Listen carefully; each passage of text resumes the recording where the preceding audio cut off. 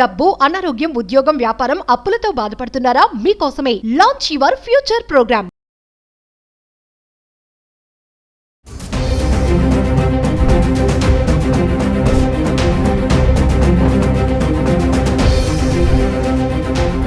నమస్తే, welcome back to Suman TV. Present మనతో పాటు ఉన్నారు consumers affairs committee chairman Mandari Krishnareddy గారు. నమస్తే సార్. నమస్తే మేడం.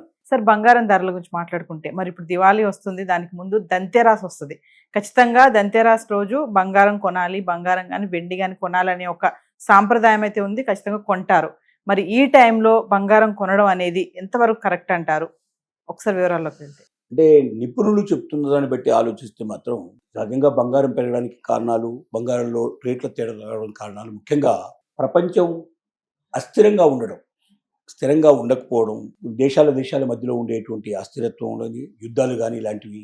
రెండోది ఆర్థిక పరిస్థితులు కూడా ఆర్థిక మాంద్యంలోకి నెట్టబడేటువంటి దేశాల వల్ల, సంస్కరణలు తీసుకురావడం వల్ల, సుంకాలు బాగా పెంచడం వల్ల, అమెరికన్ సుంకాల వల్ల, రియల్ ఎస్టేట్ పడిపోవడం వల్ల, స్టాక్ మార్కెట్లు సరిగ్గా ఫ్లక్చువేషన్స్లో ఉండడం వల్ల, స్థిరంగా ఉండకపోవడం వల్ల, ఇలా రకరకాల కారణాల చేత మనకు బంగారం రేట్లలో కుదింపులు అనేవి పెరగడం తగ్గడం అనేది జరుగుతూ ఉంది. పెరగడానికి ముఖ్యమైన పరిస్థితులన్నీ ఇప్పుడు ఉండటం వల్ల పెరుగుకుంటూ వస్తూ ఉంది. ముఖ్యంగా ఆర్థిక నిపుణులు ఏం చెప్తున్నారంటే, ఒక ఔన్స్ బంగారం ప్రపంచ దేశాల లోపల 6 నెలలు 8 నెలలు, ఒక సంవత్సరం కింద చూస్తే లెక్క, ఒక సంవత్సరం క్రితమే లెక్క తీసుకుంటే $2,800 ఉండేటువంటి ఒక ఔన్స్ ధర ఇవాళ $3,800 నుంచి $4,000 పెరిగింది. అంటే దాదాపుగా $1,000 పెరిగింది. తత్ఫలితంగా ఏమైందంటే మొత్తం టోటల్గా ప్రపంచంలో మార్కెట్ విలువలు పెరిగిపోయి బంగారం రేట్లు బాగా పెరిగిపోయాయి. ఈ పెరిగిపోయిన రేట్లు తగ్గుతాయా, ఇలాగే పెరిగే అవకాశాలు ఉన్నాయా అని ఒకసారి మొత్తం చెక్ చేస్తే ఇప్పుడున్న పరిస్థితులకు భిన్నంగా పెద్దగా రాకపోవచ్చు పరిస్థితులు. రెండోది, ఈ ఆర్టిఫిషియల్ ఇంటెలిజెన్స్ పెరుగుతున్న టైం లోపల ఉద్యోగాలను కూడా బాగా తొలగించడంలో కూడా అస్థిరత్వం ఏర్పడే పరిస్థితులు కూడా ఉన్నాయి. వీటికి కూడా కొంత ప్రభావం దీని మీద పడే అవకాశాలు ఉన్నాయి. అంటే విదేశాలకు వెళ్ళేవాళ్ళు కానీ, విదేశాల నుంచి వచ్చేటువంటి వాళ్ళ సంఖ్యలో కూడా చాలా మార్పులు చేర్పులు వస్తున్నాయి. ఎక్కడ పెట్టుబడి పెట్టాలనుకున్నప్పుడు గబుక్కున మనం ఇప్పుడు రియల్ ఎస్టేట్లో పెట్టగలిగే పరిస్థితులు లేదు.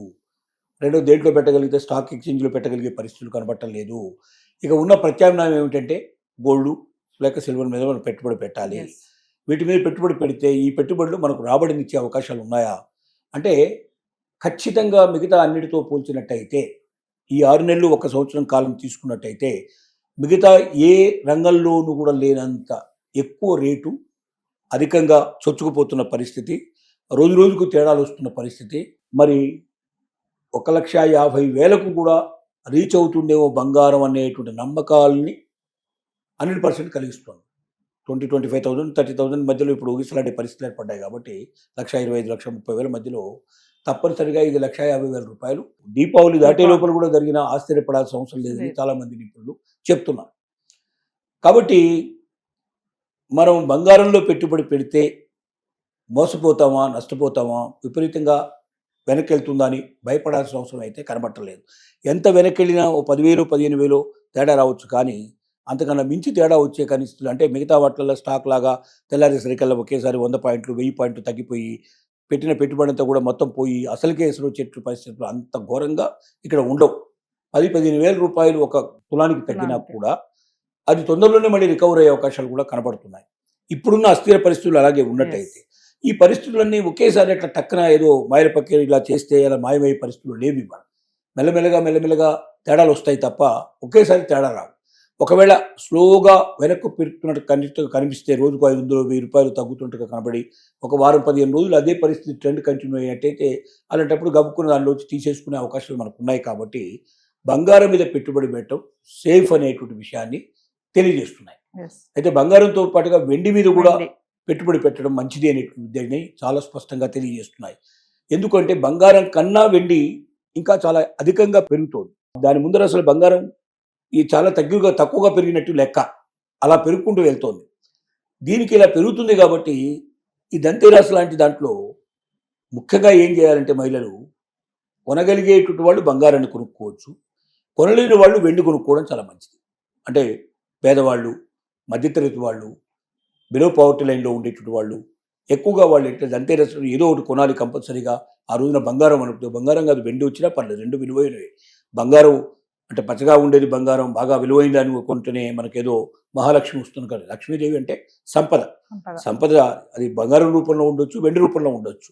కాబట్టి దొరకని బంగారం కోసం అప్పులు చేసి తిప్పలు పడి ఆ బంగారాన్ని కొనుక్కొని దానికోసం వడ్డీలు కట్టుకుంటూ ఆ వడ్డీలకు తగినటువంటి పెరుగుదల ఇక్కడ లేకపోతే బాధపడిపోయి చివరికి ఉన్న ఆస్తులు అంపేసేసి అప్పుల పాలైపోయే పరిస్థితి ఏర్పడేదానికన్నా కొద్ది గొప్ప వెండి కొనుక్కుంటే ఓ 10 గ్రాముల వెండి కొనుక్కున్నా పెద్దగా తేడా రాదు. ఈ లెక్కన 1,50,000 రూపాయలు సుమారుగా 1,60,000 మధ్యలో మనకి వాళ్ళ వెండి వస్తుంది కాబట్టి దాన్ని మీరు 10 గ్రాముల కింద లెక్కేసుకుంటే చాలా తక్కువ వస్తుంది దాని కాస్ట్. అంటే కొన్ని వేల రూపాయల్లోనే మనం కొనుక్కునే అవకాశాలు ఉన్నాయి. లక్షల రూపాయలు మనం కొనలేని పరిస్థితి అప్పుడు 1,000 రూపాయలు కొనుక్కొని పెట్టుకుంటే బంగారం కొన్నదానికన్నా బంగారం వల్ల వచ్చే లాభానికన్నా ఎక్కువ లాభం మనకు వస్తుంది.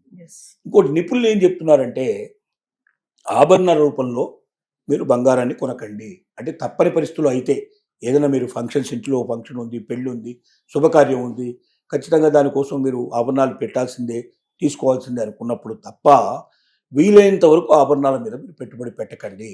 ఆభరణాల మీద పెట్టిన పెట్టుబడి 22 క్యారెట్స్ బంగారమే అవుతుంది. దానికి ఎప్పుడైనా రేటు అనుకున్నంత రేటు రాదు. రెండోది దాన్ని లెక్కగట్టేటప్పుడు కూడా ఏం చేస్తారంటే ఇవి తీసేసి అవి తీసేసి కొన్ని ఏంటంటే మనకు స్పష్టంగా చెప్పరు అమ్మేటప్పుడు. దాంట్లో ఉన్న రాళ్ల సంగతి వాటి సంగతి స్పష్టంగా చెప్పరు. అవి కొంత తీసేస్తారు, కొంత బంగారం ఉన్నట్టు చూపిస్తారు. అక్కడ కూడా కొంతమంది వ్యాపారస్తులు మోసం చేస్తున్నారు. చాలామంది వ్యాపారస్తులు మోసం చేసేది ఎక్కడంటే దాంట్లోపల కడిగినట్టు ఎంత రాగి కలిపారు, ఎంత స్వచ్ఛమైన బంగారం ఉంది, దాంట్లో తీసేయాల్సినవి ఏమిటనే దగ్గర మనం తికమక పెట్టేసేసి తరుగు తగ్గించేసి బంగారం రూపంలోనే ఉన్నట్టుగా, అంటే బంగారం ఎక్కువ ఉన్నట్టుగా మనకు చూపించి మన దగ్గర డబ్బులు ఎక్కువ తీసుకుంటారు. అదే మనం అమ్మేటప్పుడు ఏమవుతుందంటే వాడు అన్ని దేనికదే లెక్కగట్టి అవన్నీ తీసేసి అక్కడ ఇంకా కొంచెం వీలైతే తగ్గించడానికి ప్రయత్నం చేసి వాడు చూపిస్తున్నాడు, వీడు ఎక్కువ చూపిస్తున్నాడు బంగారం, వాడు తక్కువ చూపిస్తున్నాడు. దానివల్ల నష్టపోయే ఎక్కువ ఉంది, మనకు వచ్చేటువంటి ఉద్యోగం రాదు. కానీ అదే నిల్వ చేసుకోదలుచుకున్న వాళ్ళకి 2 మార్గాలు ఉన్నాయి. ఒకటి వాళ్ళు బిస్కెట్ల రూపంలో కానీ, లేకపోతే కడ్డీల రూపంలో కానీ, లేకపోయినట్టు వాళ్ళు బాండ్ల రూపంలో కూడా పెట్టవచ్చు. ETF బాండ్ల రూపంలో పెట్టుకోవచ్చు, లేదా గవర్నమెంట్ ఇష్యూ చేసేటువంటి గోల్డ్ బాండ్స్ రూపంలో పెట్టుకోవచ్చు. గోల్డ్ బాండ్ రూపంలో 2 రకాల అవకాశాలు వాళ్ళకు ఉన్నాయి.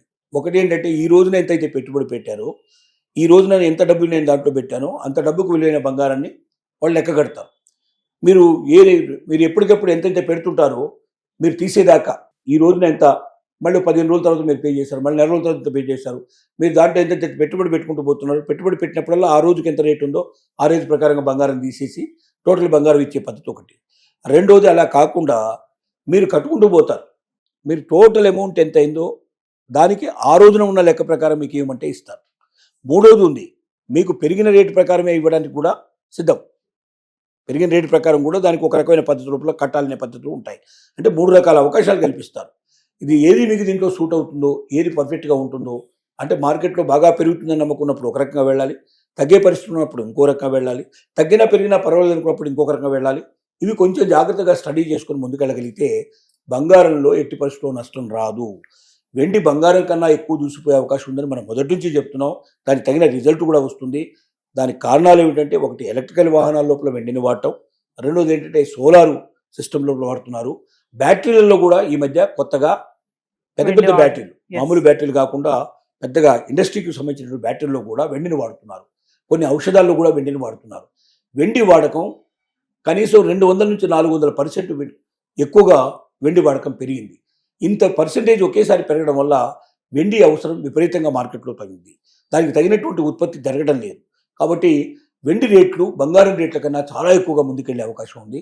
డబ్బు పెరుగుతుందన్నటువంటి ఉద్దేశంతో అంటే గోల్డ్ కొనుక్కుంటే మనకు బాగా డబ్బు వచ్చే అవకాశం ఉంది, ఇంకో సంవత్సరం తర్వాత అమ్ముకుంటే మనకు బాగా డబ్బులు వస్తాయని అనుకునే ఎవరైతే ఆలోచన చేస్తున్నారో అలాంటి వాడు బంగారం బదులుగా వెండి కొనుక్కుంటే బంగారంతో రేపు చూసుకున్నట్టయితే మీరు సంవత్సరం తర్వాత అమ్మదలుచుకున్నప్పుడు బంగారాన్ని లెక్కగట్టి వెండిని లెక్కగడితే బంగారం కన్నా మీరు వెండిలో ఎక్కువ లాభపడే అవకాశాలు ఉన్నాయి. కాబట్టి దాచుకునే ఆలోచన ఉంటే వెండిని కొనుక్కోండి. Thank you.